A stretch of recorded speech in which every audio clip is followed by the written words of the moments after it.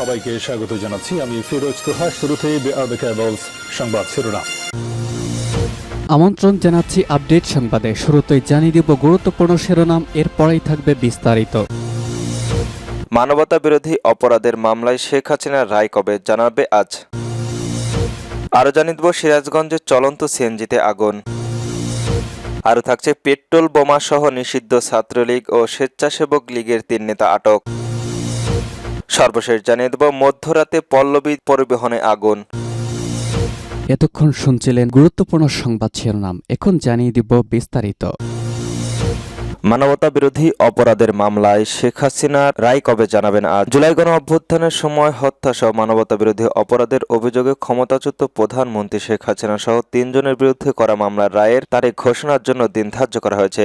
উভয় পক্ষের চূড়ান্ত যুক্তিযৌতুক উপস্থাপনা শেষে বিচারপতি মোহাম্মদ গোলাম মুর্তজা মজুমদারের নেতৃত্বে ৩ সদস্যের আন্তর্জাতিক অপরাধ ট্রাইব্যুনাল গত ২৩ অক্টোবর এই দিনে ধার্য করার আদেশ দেন। ট্রাইব্যুনালে অপরাধ ২ সদস্য হলেন বিচারপতি মোহাম্মদ শফিউল আলম মোহাম্মদ ও বিচারক মোহাম্মদ মহিতুল হক এনাম চৌধুরী। রায়ের তারিখ ঘোষণার উপলক্ষে আন্তর্জাতিক অপরাধ ট্রাইব্যুনালের এলাকায় নিরাপত্তা আরও জোরদার করা হয়েছে। কাল সকাল থেকেই পুলিশের পাশাপাশি বিজিবি, র্যাব, আনসার বাহিনী মোতায়েন থাকবে। একই সঙ্গে ট্রাইব্যুনালের এলাকায় কয়েক স্তরের নিরাপত্তার ব্যবস্থা থাকবে। এছাড়াও ট্রাইব্যুনাল এলাকায় সেনা মোতায়েনের চেয়েও সেনা সদস্য দপ্তর চিঠি পাঠিয়েছেন সুপ্রিম কোর্ট। সূত্র থেকে ধারণা পাওয়া যায় আগামী সপ্তাহে যে কোনো দিন রায় ঘোষণা করা হতে পারে। বিচারপতি গোলাম পরোয়ানা মুর্তজার মজুমদারের নেতৃত্বে ৩ সদস্যের আন্তর্জাতিক অপরাধ ট্রাইব্যুনাল একদিন ধার্য করবেন। প্রসিকিউশন জানিয়েছেন অপরাধ ট্রাইব্যুনালের জুলাই গণ মানবতা বিরোধী অপরাধের এটাই প্রথম কোনো মামলা যার রায় ঘোষণার জন্য ধার্য রয়েছে। মামলার শুনানি উঠে এসেছে জুলাই গণ অভ্যুত্থানের সময় শেখ হাসিনা বাহিনীর উস্কে দিয়ে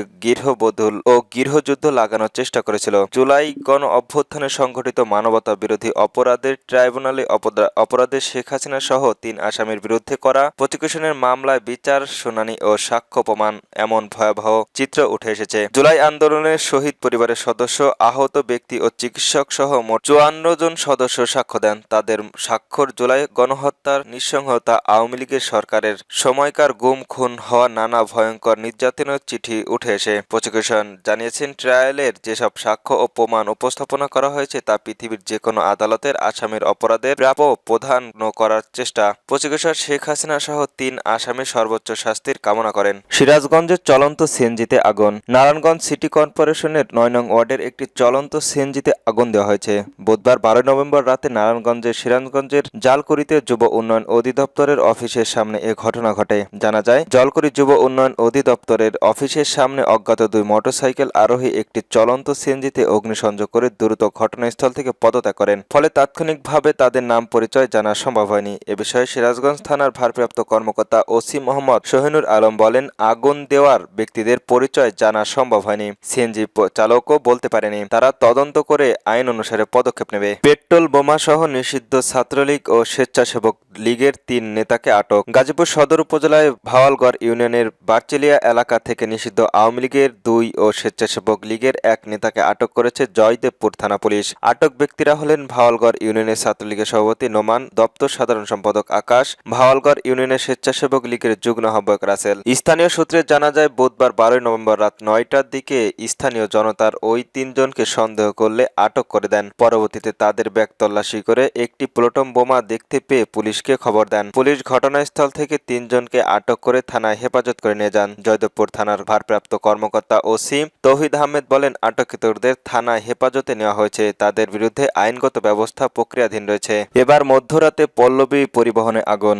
রাজধানীর পল্লবী সাগুপ্তা সড়কের পার্কিংয়ে থাকা ট্রান্সপোর্টের সার্ভিস নামে একটি বাসে আগুন দিয়েছে দুর্বৃত্তরা। খবর পেয়ে ফায়ার সার্ভিসের ২টি ইউনিট ঘটনাস্থলে পৌঁছে আগুন নিয়ন্ত্রণে কাজ করছে। বুধবার ১২ নভেম্বর দিবাগত রাত ১০টা ১০ আগুন লাগার খবর পায় ফায়ার সার্ভিস নিয়ন্ত্রণের কক্ষে ডিউটি অফিসার মোহাম্মদ শাহজালাল বিষয়টি নিশ্চিত করেছেন। তিনি বলেন, আগুনের খবর পেয়ে পল্লবী ফায়ার স্টেশনের থেকে ২টি ইউনিট ঘটনাস্থলে পৌঁছে আগুন নিয়ন্ত্রণে কাজ করছে। প্রাথমিকভাবে আগুন লাগার কারণ ও ক্ষতির কারণ পরিমাণ জানতে পারেন ফায়ার সার্ভিসের এই কর্মকর্তা। কর্মকর্তা। রাজধানীর কাউরান বাজার সার্কো পার্ক মোড়ে ককটেল বিস্ফোরণের ঘটনা ঘটেছে। বুধবার 12 নভেম্বর রাত 10টার কিছুক্ষণ পরে মোটরসাইকেল থেকে দুর্বৃত্তরা সেখানে ককটেল নিক্ষেপ করেন। তবে এই ঘটনার কোনো হতাহতের খবর পাওয়া যায়নি। প্রত্যক্ষদর্শীরা জানান রাত 10টার পর থেকে কাউরান বাজার থেকে শাহবাগগামী একটি মোটরসাইকেল থেকে সার্কো ফোরামের দিকে লক্ষ্য করে 2টি ককটেল নিক্ষেপ করেন। বিষয়টি নিশ্চিত করেছেন তেজগাঁও থানার ভারপ্রাপ্ত কর্মকর্তা ওসি মোহাম্মদ হোসেন। তিনি বলেন, রাত 10টার কিছুক্ষণ পরে ককটেল বিস্ফোরণের সংবাদ পাওয়া গেছে, তবে এটি কলাবাগ থানার এলাকায় পড়েছে। বিস্তারিত তারা বলতে পারবেন। এদিকে কলাবাগ থানার ভারপ্রাপ্ত কর্মকর্তা ওসি মনিরুজ্জামান বলেন, এটা আমাদের থানার এলাকার নয়, সার্কো ফোরাম তেজগাঁও থানার এলাকা। ঘটনাস্থলে তেজগাঁও থানা পুলিশ এবং আমাদের টিম রয়েছে। জনসাধারণের নিরাপত্তা নিশ্চিত করতে আমাদের সর্বোচ্চ চেষ্টা করি, সেই সঙ্গে দুষ্কৃতরা আইনের আওতায় আনতে আমরা কাজ করছি। এদিকে তেজগাঁও রাজধানী রেল স্টেশনে থেমে থাকা 2টি ট্রেনে আগুন দিয়েছে দুর্বৃত্তরা। বুধবার 12 নভেম্বর রাত 2টার দিকে এ ঘটনা ঘটে, জানিয়েছেন রেলওয়ে থানার ভারপ্রাপ্ত কর্মকর্তা ওসি জয়নুল আবেদিন। এ ঘটনায় কেউ হতাহত হয়নি। সামাজিক যোগাযোগ মাধ্যমে ছড়িয়ে পড়ে একটি ভিডিওতে দেখা যায় দাঁড়িয়ে থাকা একটি ট্রেনের খালি বগিতে আগুন জ্বলছে।